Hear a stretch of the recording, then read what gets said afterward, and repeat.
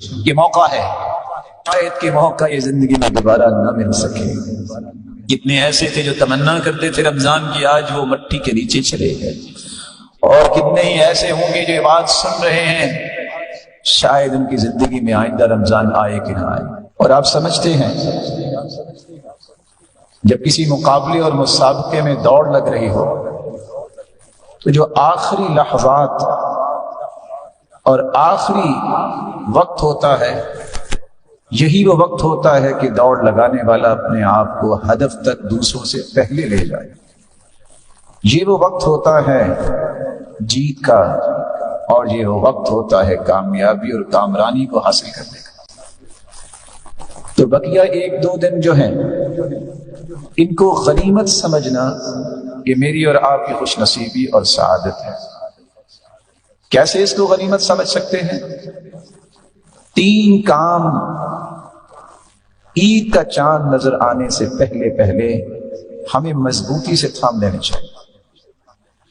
سب سے پہلا کام، رسول اکرم صلی اللہ علیہ وآلہ وسلم نے جب سیڑھی پہ قدم رکھا تو آپ نے آمین کہا، پھر دوسری سیڑھی پہ قدم رکھا تو پھر آمین کہا، پھر تیسری سیڑھی پہ قدم رکھا پھر آمین کہا۔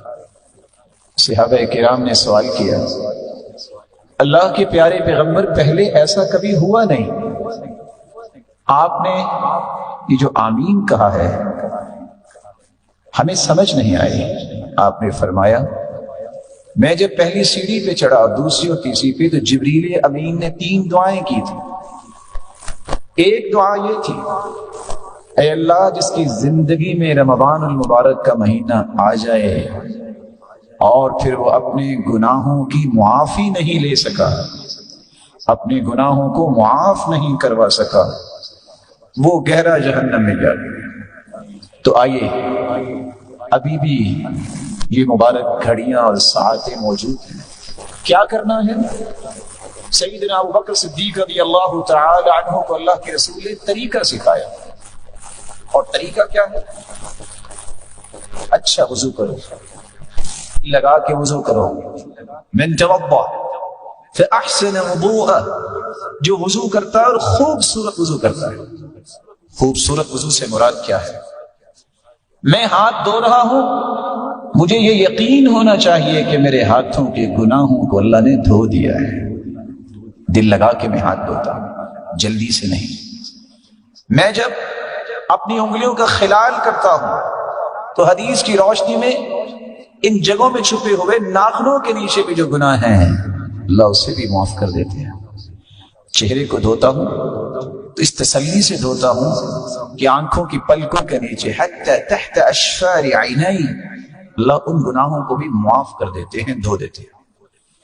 اچھا وضو کرنے کے بعد 2 رکعتیں پڑھی جائے، اکیلے کسی کمرے میں آج 2 رکعتیں ضرور پڑھیے گا، دل لگا کے، یقبل بوجہہ وقلبہ، دل کو بھی اللہ کی طرف لگا کے، چہرہ بھی قبلہ کی طرف کر کے، قلب و قالب کو اللہ کی طرف لگا کے 2 رکعتیں پڑھ لیں۔ 2 رکعتیں پڑھنے کے بعد لا يحدث فیہما نفسہ، ان 2 رکعتوں کو پڑھتے وقت دنیا کا کوئی خیال نہیں آنا چاہیے، کوئی اور دل میں بات نہ لائیے، سوچ کے پڑھنا میں اپنے رب سے کیا کہہ رہا ہوں، سوچ کے پڑھنا کہ سبحان ربی الاعلی اور سبحان ربی العظیم، میں کتنے عظیم اور بلند و بالا رب سے ہم کلام ہو رہا ہوں۔ 2 رکعتیں جو ایسا پڑھ لیتا ہے، اللہ کے رسول صلی اللہ علیہ وآلہ وسلم نے 2 خوشخبریاں دی ہیں۔ 2 رکعتیں پڑھنے کے بعد ہاتھ اٹھائیے گا، سب سے پہلے اللہ کی تعریف کیجیے گا، پھر درود پڑھیے گا، پھر دل لگا کے اللہ سے دعا کیجیے گا، اور 2 مرتبہ یہ کلمات کہنا نہ بھولیے گا، رب اغفر لی، رب اغفر لی۔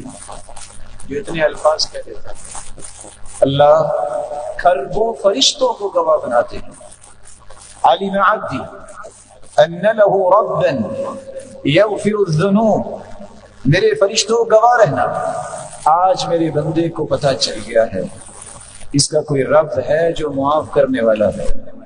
عبدی اعمل ما شئت فقد غفر لك، میرے بندے تو آ گیا، تو نے آج تک جتنے بھی گناہ کیے میں نے تجھے معاف کر دیے، فرشتوں گواہ بن جانا۔ اور دوسری روایت کے الفاظ ہے، جو اس طرح کی 2 رکعتیں پڑھ لیتا ہے وجبت له الجنہ، اللہ اس کے لیے جنت کو واجب کر دیتے ہیں۔ خوبصورت وضو کے ساتھ 2 رکعتیں پڑھیے گا، عید کا چاند نظر آنے سے پہلے لائق سب تکریم بھائی اور بزرگوں یہ عمل ضرور کریں، تاکہ ان لوگوں کی صف میں اور آپ شامل ہو جائیں جن کو اللہ نے اس رمضان میں جہنم سے آزاد کر دیا۔ دوسرا کام، رسول اکرم صلی اللہ علیہ وآلہ وسلم نے فرمایا انما الاعمال بالخواتیم، اعمال کی قبولیت کا دار و مدار نیتوں پر ہوتا ہے، نیت خالص ہو تو عمل قبول۔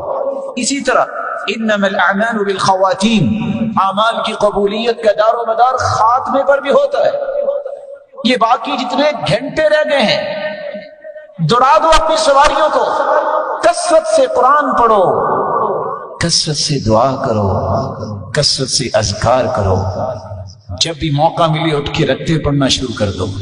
تیسرا اور آخری کام جو چاند نظر آنے سے پہلے آپ کو کرنا چاہیے، اپنے گھر والوں کو بھی اس کام پہ لگائیں کہ وہ بھی اپنے رب سے معافیاں مانگیں، اللہ کی رحمتوں اور برکتوں کو سمیٹ لیں۔ کس طرح صحابہ کرام رات کو چھینٹے لگاتے اپنے گھر والوں پہ، اٹھو اٹھو، اللہ کی رحمتیں تقسیم ہو رہی ہیں، برکتوں کا نزول ہو رہا ہے، اپنے گھر والوں کو مت بھولیے۔ میرے بھائیوں، لمبے سفر کرنے ہو تو بیگانوں کے ساتھ نہیں ہوتے۔ اگر چاہتے ہو، سمجھتے ہو کہ میرے پیارے ہیں، اگر سمجھتے ہو کہ میرے بچے پیارے ہیں، تو ان کو بھی جنت میں ساتھ لے جانے کی پلاننگ کریں، ان کے ہاتھوں سے صدقہ کروائیں، خود بھی صدقہ کریں۔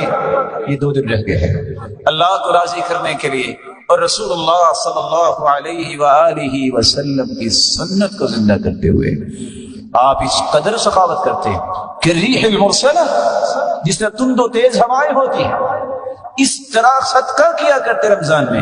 اور کچھ لوگوں کا کہنا ہے کہ میں کسی کو دکھا کے نہیں کروں گا، کوئی بات نہیں، جس طرح چھپا کے صدقہ کرنا افضل ہے، بعض دفعہ لوگوں کے سامنے صدقہ کرنا بھی افضل ہوتا ہے، جس کو دیکھ کے دوسرے صدقہ کریں۔